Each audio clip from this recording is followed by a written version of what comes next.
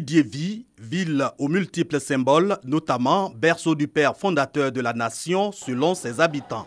Cependant, il a fallu le président Alassane Ouattara pour désenclaver cette localité par la route Tiébissou-Didiévi. Sinon, aucune couche de bitume dans cette commune. Quand il y a la saison sèche, il y a beaucoup de poussière. Les gens sont enrhumés, les habitants passent se salir. En tout cas, il y a la poussière. C'est seulement quand il pleut à Didiévi, on n'arrive pas à marcher à Didiévi ici. Parce que partout c'est la boue.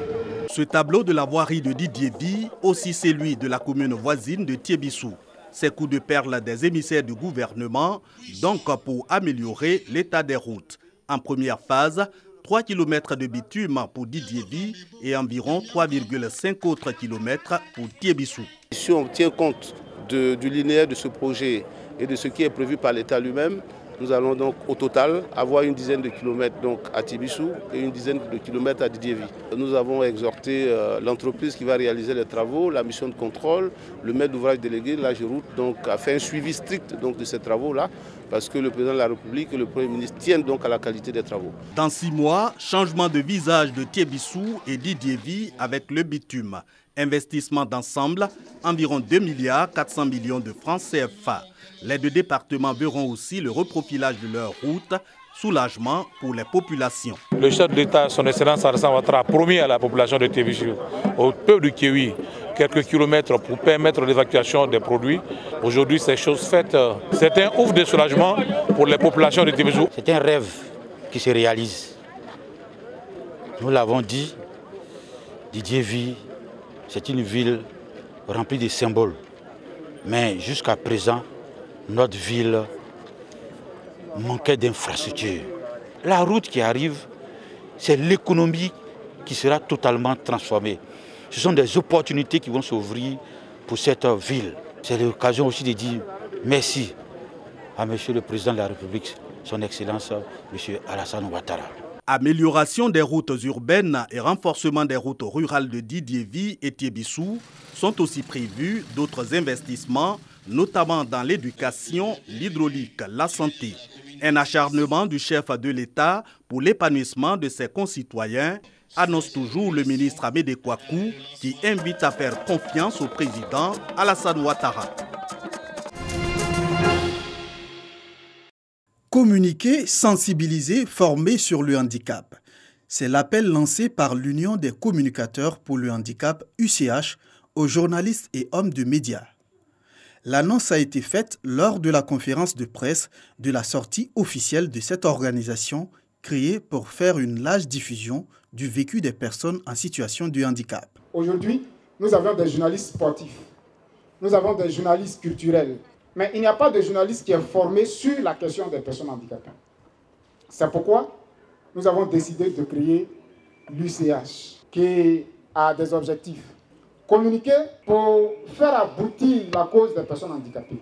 Occasion pour Raphaël Dogo, président de la Fédération pour la promotion des handicapés en Côte d'Ivoire, d'appeler à œuvrer pour faire valoir les droits de plus de 620 000 personnes en situation de handicap du pays. En Côte d'Ivoire, nous avons à peu près 620 639 personnes handicapées selon le recensement général de la population et de l'habitat de 2014, soit 2,74% de la population ivoirienne.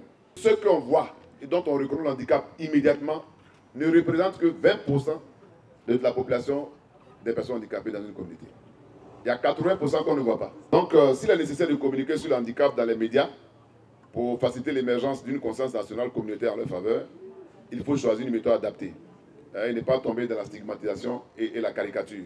L'UCH vient en effet renforcer le système national de protection des droits de l'homme et plus spécifiquement des personnes en situation de handicap. Il s'agit donc a priori d'un partenaire de choix que le CNDH voudrait assurer de son soutien. Il est temps en effet de faire admettre à tous que la personne handicapée est semblable, car il s'agit d'un être humain avec les mêmes besoins que les autres. Un citoyen comme les autres, avec les mêmes droits et les mêmes devoirs. L'Union des communicateurs pour le handicap compte à ce jour 52 membres, dont 10 journalistes.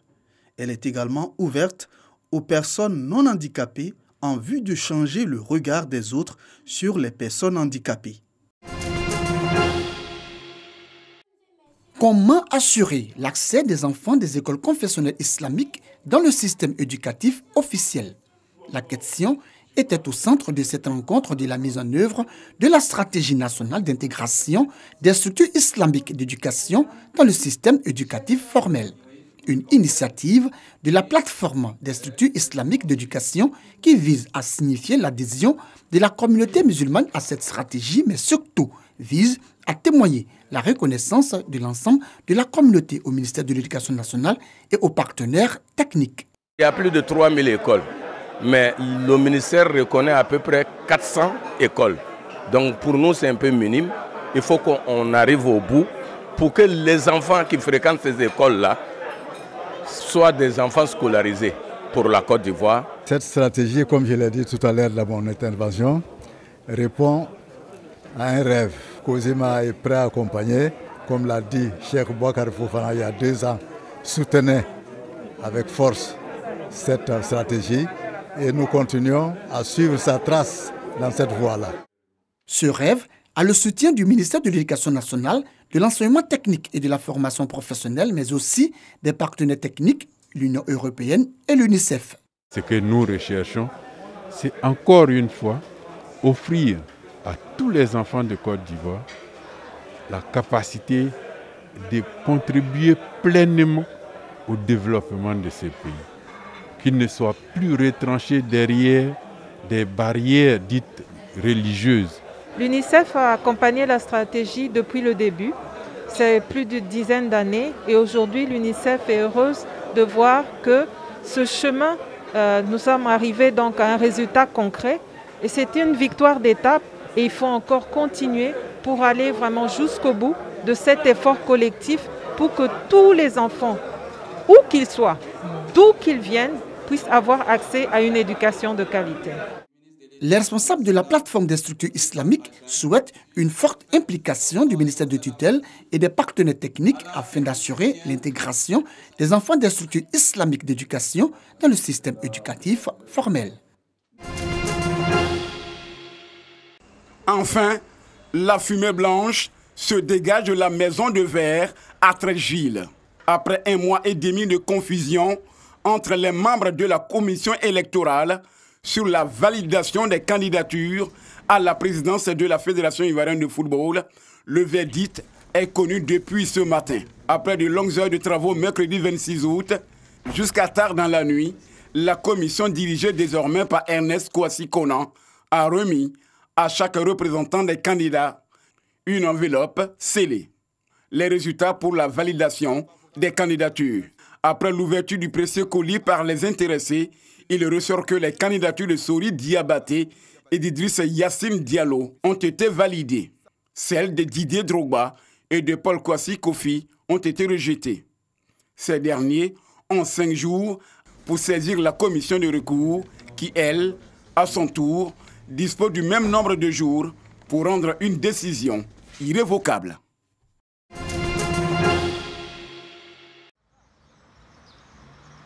À La Réunion, les cours déjà perturbés quelques jours après la rentrée. S'il y a des camarades qui sont contaminés et qui nous contaminent nous, et quand on rentre à la maison, on contamine notre famille, du coup, ça fait peur. L'île connaît un rebond de l'épidémie de Covid-19.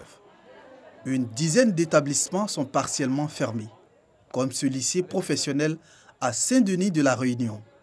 Lorsqu'on a été informé d'un signalement d'élèves positifs avérés, immédiatement nous avons évalué la situation et en l'espace de 2 heures, nous avons pu traiter l'intégralité de la situation. Les élèves et les familles surtout ont été informés qu'ils étaient mis à l'isolement à la maison. Nous sommes en attente de consignes de l'ARS pour leur indiquer quelle suite donner à leur situation. Ils savent qu'ils doivent se faire tester. Mais si l'ARS estime que la situation est sous contrôle et qu'elle est bien maîtrisée, elle nous autorisera à les accueillir de nouveau au lycée dès que possible. Une cellule de crise a été installée au rectorat. Pour moi, la priorité, c'est que nous puissions garder les enfants à l'école le plus possible sans que les cas qui peuvent surgir inquiètent justement la population excessivement. Voilà. Plus de 530 cas ont été recensés à La Réunion depuis le 11 août.